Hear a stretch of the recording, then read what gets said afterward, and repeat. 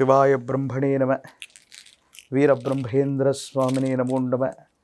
జై వీరబ్రహ్మ జై గోవిందమాంబసి. 2026వ సంవత్సరం ధనస్సు రాశి వారి యొక్క రాశిఫలం.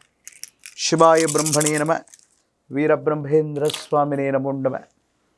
వచ్చినటువంటి ఫలితం 4. ఖచ్చితంగా చతుర్థ స్థానంలో శని భగవానుడి యొక్క సంచారం.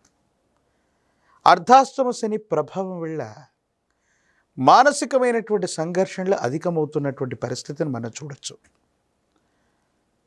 దైనందిన జీవితంలో ధనుసు రాశి జాతకుల యొక్క జీవన గమనంలో అర్ధాష్టమ శని వల్ల కుటుంబపరమైన అంశాలు, వ్యక్తిగతమైనటువంటి జీవితంలో కొన్ని ఇబ్బందుల్ని మనం చూడబోతున్నాం.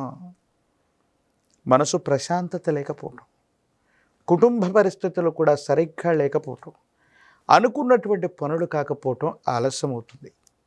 ఒక ముఖ్యమైనటువంటి విషయంలో అనుకూలవంతమైనటువంటి ఫలితం వస్తుందని ఆశించినటువంటి మీకు చిట్ట చివరి నిమిషంలో సాంకేతికపరమైనటువంటి అంశాల దృష్ట్యా మీకు రావలసిన అవకాశం, ప్రయోజనాన్ని వేరొకరు చేజిక్కించుకోవటం మానసికంగా అశాంతికి కారణమయ్యేటువంటి అంశం. ఎంతో ప్రయత్నం చేస్తున్నాం, అనునిత్యం ప్రయత్నించినప్పటికీ కూడా అనుకున్నది జరగట్లేదన్నటువంటి ఆలోచన కలుగుతూ ఉంటుంది. ఆర్థికపరమైనటువంటి అంశాల్లో కూడా ధనం రాకపోవటం, కొంతమంది వ్యక్తులతో, సన్నిహితులతో, మిత్రులతో అకారణంగా విరోధాలు ఏర్పడటం, సహకరించవలసినటువంటి వ్యక్తులతో కొంతమంది వేరొకరు చెప్పినటువంటి మాటని వారు వాస్తవం అనుకొని మనతో మిత్రత్వం కలిగినటువంటి వాళ్ళు కూడా కొన్ని విషయాల్లో అపార్థం చేసుకుంటారు. కాబట్టి మనం పొరపాటు చేయకపోయినా కొన్ని అంశాలకు సంజాయిషి ఇచ్చుకోవాల్సిన పరిస్థితి, నిరాశ నిస్పృహలకి కారణమైనటువంటి ఇలాంటి సందర్భాలు ఉన్నప్పటికీ కూడా ధనుసు రాశి జాతకుల యొక్క జీవన గమనంలో సానుకూలవంతమైనటువంటి ఫలితాన్ని పొందేటువంటి అవకాశం ఉంది. దాంట్లో ఎటువంటి సందేహం కూడా లేదు. మీ ఆధ్వర్యంలో నడుస్తున్న వ్యాపార సంస్థలు, సేవా సంస్థలు అభివృద్ధి పదంలో ఉంటాయి, ఆదాయం కూడా వస్తుంది. కానీ వ్యాపారాన్ని విస్తరించే సందర్భంలో ఆదాయాన్ని మించినటువంటి ఖర్చులు అవ్వచ్చు, రుణదాతల ఒత్తిడి అవ్వచ్చు, అధికంగా ఉండేటువంటి పరిస్థితి గోచరిస్తూ ఉంటుంది. బ్యాంకింగ్కి సంబంధించినటువంటి వ్యవస్థలు, ఆర్థిక సంస్థల నుండి రుణం కోసం మీరు చేసేటువంటి ప్రయత్నాలు సఫలీకృతం కాక ఆలస్యంగా ఉండటం వల్ల ఆర్థికపరమైన సర్దుబాట్లు మీకు ఇబ్బంది కలిగేటువంటి అవకాశం ఉంది. కొన్ని సందర్భాల్లో చేయని తప్పుకి, పొరపాటుకి సంజాయిషి ఇచ్చుకోవడంతో పాటుగా ఆర్థిక నష్టాలను కూడా భరించాల్సి వస్తూ ఉంటుంది.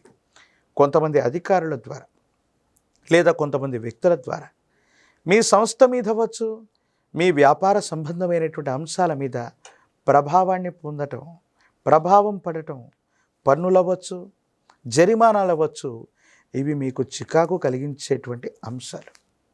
ఎందుకంటే కుటుంబ స్థానమైనటువంటి చతుర్థ స్థానంలో శని భగవానుడు అవ్వచ్చు, ఇతర స్థానంలోని రాహు సంచారం అన్నటువంటిది కొన్ని మిశ్రమమైనటువంటి ఫలితాలకి కారణమయ్యేటువంటి అంశం. ఆరోగ్యపరమైనటువంటి అంశాల్లో కూడా ఆరోగ్యం చాలా బాగున్నప్పటికీ, అనుకూలవంతమైనటువంటి స్థితిగతుల్లో మీరు ఉన్నప్పటికీ ఉన్న ఫలంగా ఏవో తెలియని ఆరోగ్య సమస్యలు మిమ్మల్ని కంగారు పెడుతూ ఉంటాయి. మనకు పరిస్థితులన్నీ స్తంభించిపోయి ఉన్నప్పుడు, అనుకున్నది జరగనప్పుడు మనం అనుకుంటూ ఉంటాం, ఎవరైనా తాంత్రిక ప్రయోగం చేశారేమో, లేదా ఎవరి నరదిష్టైనా మన మీద ఉందేమో, ఏ కారణంగానైనా ఇబ్బందికరమైనటువంటి స్థితిగతుల్లో ఉన్నామేమో అని మనం అనుకుంటూ ఉంటాం. ఆ విధమైనటువంటి స్థితిగతులు కూడా మీ దైనందిన జీవితంలో ఉండేటువంటి అవకాశం ఉంటుంది. ఏది ఏమైనప్పటికీ కూడా ధనుసు రాశి జాతకులకి సంబంధించి ఇది ఒక మిశ్రమమైనటువంటి ఫలితాన్ని ఇచ్చేటువంటి సంవత్సరం.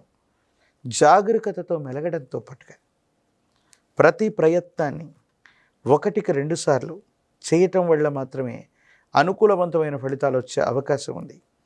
రాజకీయపరమైన రంగంలో ఉన్న వాళ్ళకి ద్వితీయార్థం అనుకూలవంతంగా ఉంటుంది. విద్యార్థులు కూడా ఏకాగ్రతతో కూడినటువంటి విద్యను అభ్యసించాలి. ప్రత్యేకించి విద్యాస్థానంలోనే శని భగవానుడి యొక్క సంచారం జరుగుతుంది. కాబట్టి విద్యార్థులు పోటీ పరీక్షలు అవ్వచ్చు, పరీక్షలు రాస్తున్న సందర్భంలో జ్ఞాపక శక్తిని కోల్పోవటం, కంగారు పడటం, అనారోగ్యం పాలవటం వల్ల సరైనటువంటి ఉత్తీర్ణతను పొందడంలో ఇబ్బందులు ఎదుర్కొనే అవకాశం ఉంది. తస్మాత్ జాగ్రత్తగా ఉండాలి. నిరుద్యోగులకి ఉద్యోగ కాలం కానీ ద్వితీయార్థం అనుకూలవంతంగా ఉంటుంది. వివాహం కానటువంటి వారికి సంవత్సర ద్వితీయార్థం అత్యంత అనుకూలవంతమైనటువంటి ఫలితాల్ని తప్పకుండా ఇచ్చే అవకాశం కనబడుతుంది. అర్ధాష్టమ శని, చతుర్థ భావంలో శని భగవానుడి యొక్క సంచార స్థితి కుటుంబపరమైనటువంటి అంశాల్లో ఇబ్బంది కలగజేస్తుంది. కాబట్టి కాలభైరవ అష్టకాన్ని అనునిత్యం చదవటం, కాలభైరవుడి యొక్క ఉపాసన చేస్తూ ఉండటం, ఒక పంచమిక రుద్రాక్షని, మహాకాలభైరవ రక్షని మెడలో ధరింప చేసుకోవటం వల్ల అర్ధాష్టమ శనిలో కూడా అద్భుతమైనటువంటి ఫలితాల్ని మనం తప్పకుండా పొందేటువంటి అవకాశం కనబడుతుంది. ప్రత్యేకించి అర్ధాష్టమ శనే జరుగుతుంది కాబట్టి నువ్వుల నూనె, జమ్మి చెట్టు కొమ్మలని హవనంగా సమర్పణ చేస్తూ తాంత్రిక విధానంలో కాలభైరవ స్వామి వారిని పూజించిన, కాలభైరవ స్వామి వారికి సంబంధించిన హవనాన్ని జరిపించిన, అమావాస్య లేదా అష్టమి లాంటి తిథుల్లో కాలభైరవుణ్ణి, కాళికా అమ్మవారిని ప్రత్యేకమైనటువంటి విధి విధానాల్లో పూజిస్తూ ఉన్న అర్ధాష్టమ శనిలో కూడా అద్భుతమైన ఫలితాల్ని మీరు తప్పకుండా పొందే అవకాశం కనబడుతుంది.